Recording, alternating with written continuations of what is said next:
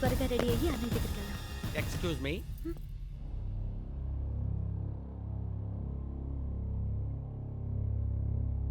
Mister Akash, ఈ ఇంటిని జప్తు చేస్తున్నా. ఏంటండి ఇదంతా? మీ వారు సేట్ దగ్గర ఈ ఇల్లు తాకట్టు పెట్టి 4 కోట్లు అప్పు తీసుకున్నారు. నేను సేట్ దగ్గర తీసుకుని ₹1,00,00,000. కానీ దీంట్లో 4 కోట్లనుందిగా. ఆ సంతకాలు మీవేగా?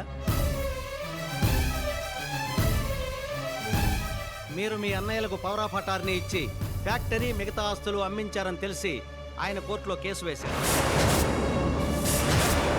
ఇంటిని జప్తు చేయమని కోర్టు ఆర్డర్ ఇచ్చింది.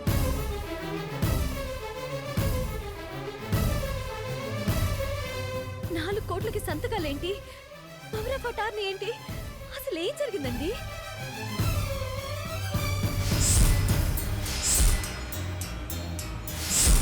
మోసపోయాం. మా అన్నయ్యల చేతుల్లో పూర్తిగా మోసపోయాం లక్ష్మి. మిస్టర్ ఆకాష్, ఈ ఇంట్లో ఉన్న బంగారం, వెండి, డబ్బు, మూవబుల్స్, ఇమ్మూవబుల్స్ ఏ ఒక్క వస్తువు కూడా ఇంట్లోంచి బయటకు వెళ్ళడానికి వీల్లేదు. This is court order.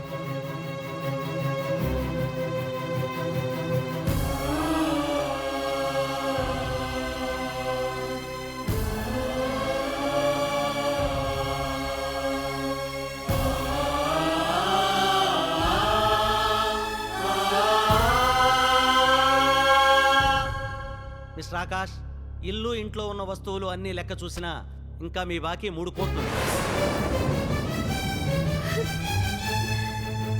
One more thing, మీరు నాయుడు గారికి ఇచ్చిన 70 లక్షల చెక్కు బౌన్స్ అయింది.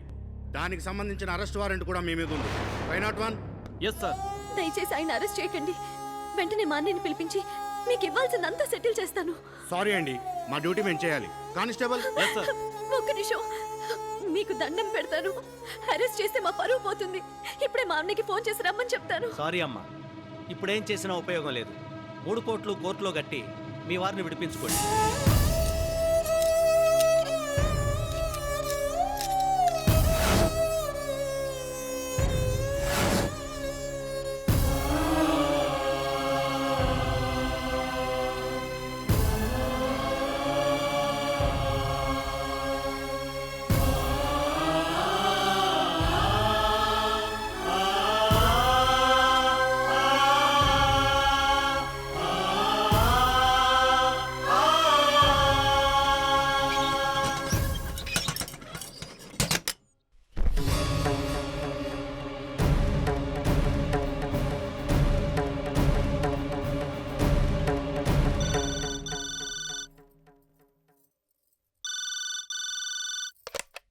హలో వదినా, లక్ష్మిని మాట్లాడుతున్నాను. ఎవరు? Lakshmi. లక్ష్మియా?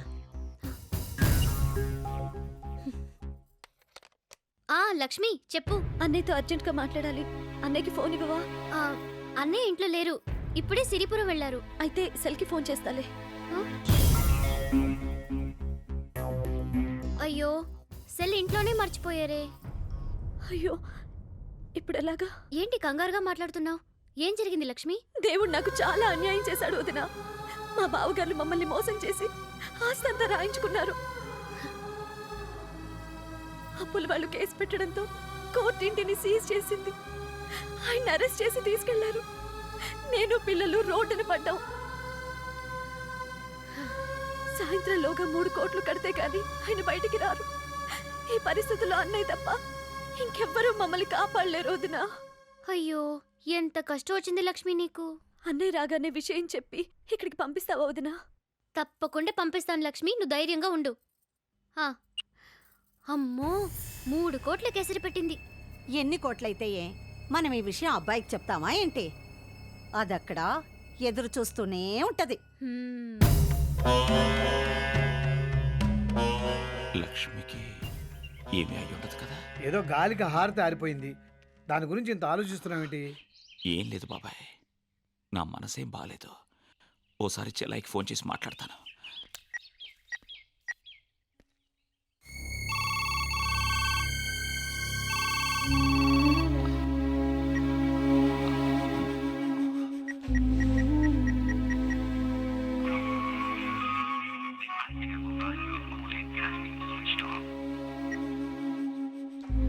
Akash phone switched off. ఇంట్లో ఎవరు ఫోన్ తీయట్లేదు బాబాయ్. ఇప్పుడు చెల్లమ్మ వాళ్ళ ఇంట్లో ఎందుకు ఉంటుంది బాబు? ఈ రోజు తన పుట్టినరోజు కదా, ఈ పాడి మన ఇంటికి వచ్చేసి ఉంటుంది. మన ఇంటికి ఫోన్ చేయి. అవును కదా. తిను తినమంటే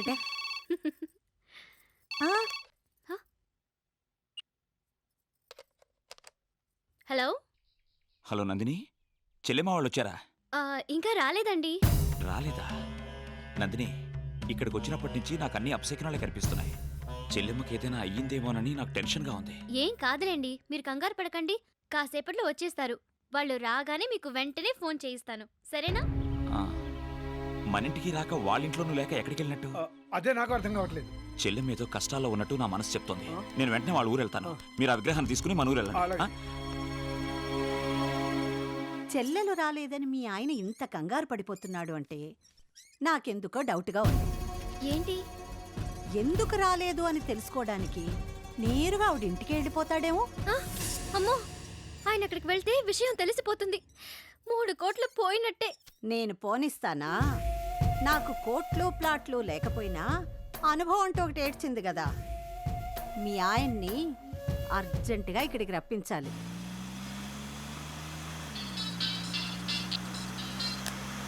హలో, చెల్లెమ్మ వాళ్ళు వచ్చారా? వాళ్ళు రాలేదు గాని ఇక్కడ నందినికి గుండెపోటు వచ్చింది బాబు. గుడ్డిపోట? అవును బాబు, ఇందాక ఫోన్లో మీరేదో కీడు జరుగుతుంది అని టెన్షన్ పడ్డారంట కదా. మీ టెన్షన్ చూసి తట్టుకోలేక గుండెపోటు తెచ్చుకుంది. వెంటనే హాస్పిటల్ తీసుకెళ్ళండి. కంగారు పడకండి బాబు, డాక్టర్ గారికి ఫోన్ చేశాను. అమ్మాయి మీతో మాట్లాడాలంటుంది. మాట్లాడమ్మా. హలో నందిని, ఏవండి, సడన్గా గుండె నొప్పి వచ్చిందండి. అల్లాడిపోతున్నాను. మిమ్మల్ని చూడకుండానే చచ్చిపోతానేమోనని భయం వేస్తుందండి. వెంటనే వచ్చేయండి. నువ్వేం కంగారు పడకు నందిని, నేను వెంటనే వచ్చేస్తున్నా.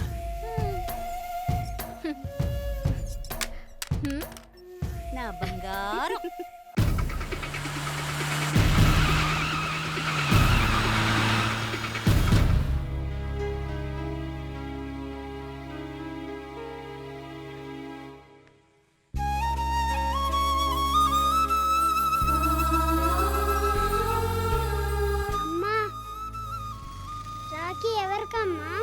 ఈ రోజు రాఖీ పండగ కదమ్మా, మీ మావయ్య కడదామని కొన్నాను.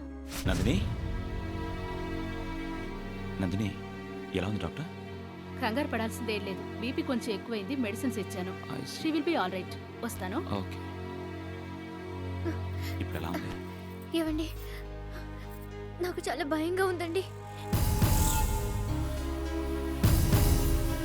నన్ను ఒక క్షణం కూడా వదిలిపెట్టి వెళ్ళకండి. ఓకే, అలాగే నందిని, నువ్వేం కంగారు పడకు, ఏం ఆలోచించకుండా పడుకో. పడుకో. రిలాక్స్.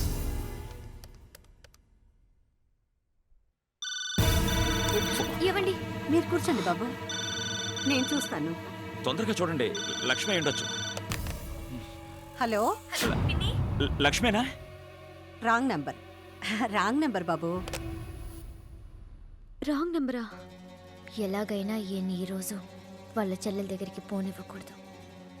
లక్ష్మి ఎందుకు రాలేదు? కనీసం ఫోన్ కూడా చేయలేదే. పిన్ని గారు, ఏం బాబు? లక్ష్మి ఏమైనా ఫోన్ చేసిందా? లేదు బాబు, చేయలేదు.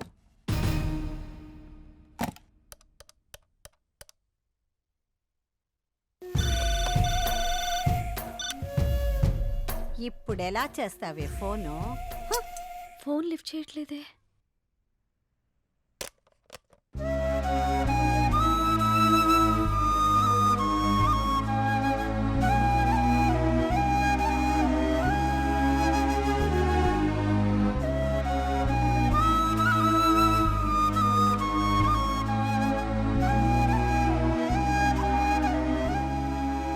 లక్ష్మి, టిఫిన్ తినండి. వద్దు లక్ష్మి, పుట్టింట్లో మహారాణిలా పెరిగిన నిన్ను, మన పిల్లల్ని నడి రోడ్లో పడేశాను. మిమ్మల్ని ఇలా చూస్తుంటే ఎందుకు బతుకున్నాను అనిపిస్తుంది. అలా మాట్లాడకండి. మంచి వాళ్ళకి ఆ దేవుడు ఎప్పుడూ పరీక్షలు పెడతాడు. మాకు ధైర్యం చెప్పాల్సిన మీరే ఇలా మాట్లాడితే ఎలా? పిల్లలు చూడండి ఎలా డీలా పడిపోయారో.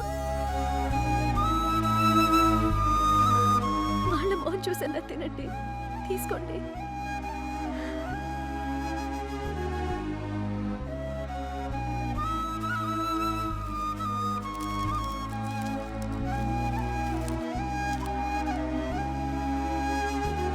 మీరు కూడా తినండి.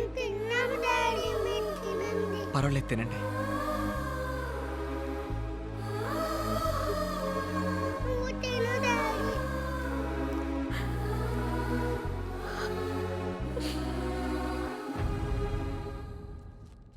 ఏమండి, నేను అన్నయ్య దగ్గరికి వెళ్ళొస్తానండి. వద్దు లక్ష్మి, ఈ విషయం మీ అన్నయ్యకి తెలియకుండా ఉండడమే మంచిది. తెలిస్తే నా గురించి ఏమనుకుంటాడో ఏమో. ఏమీ అనుకోడండి, జరిగిన దానిలో మీ తప్పేం లేదు కదా. అయినా నా కష్టం వస్తే అన్నయ్యకి తప్ప ఎవరికి చెప్పుకుంటాను? అన్నయ్య కాక ఇంకెవరు కాపాడతారు? సరే, జాగ్రత్తగా వెళ్ళండి.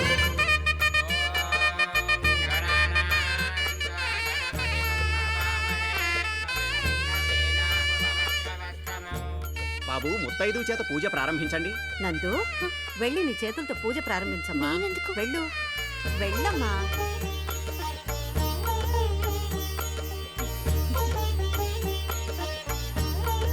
ఆగండమ్మా.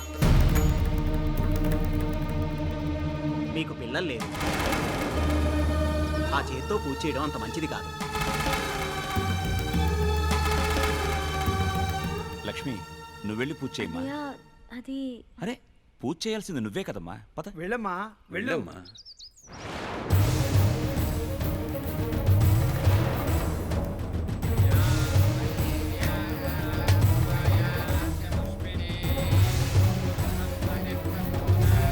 జరిగిన అవమానం చాలేదా ఇంకా నుంచున్నావు?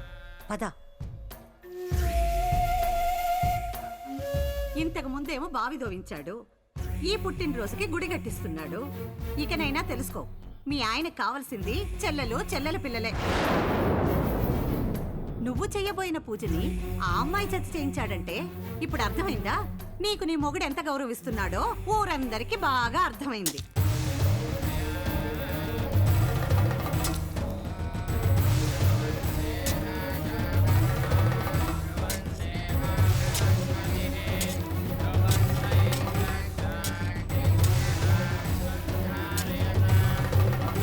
నాకు అర్థమయ్యేటట్టు చెప్పండి, ఎవరెవరు ఎంతెంత కొట్టేశారు? చెప్తాను. సేట్ దగ్గర ₹1 అప్పుకి నోటు రాశాడు ఆకాష్. ఇంకో నోటు మీద సంతకం చేయించి వాడి పేరు మీద 3 కోట్లు అప్పు చేశాం. Total 4 crores. మరి మీరు నాయుడు గారికి అమ్మని సంతకం పెట్టించిన చెక్ ఇచ్చాడు కదా, ఆ చెక్కుతో బ్యాంకులో సొమ్మంతా డ్రా చేసా.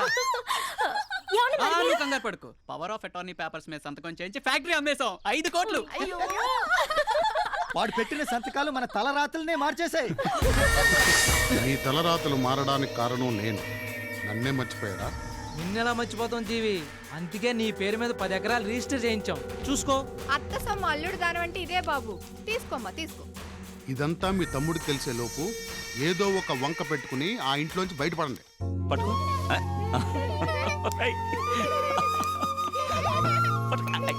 అన్నయ్య, ఆ, సాయంత్రం బయలుదేరుతున్నాం. అప్పుడే అవును బావా, ముఖ్యమైన పనులున్నాయి. అదేంటమ్మా ఇలా వచ్చి అలా వెళ్ళిపోతున్నట్టుగా ఉంది? ఇంకో 4 రోజులు ఉండొచ్చుగా బావగారు. ఏమ్మా,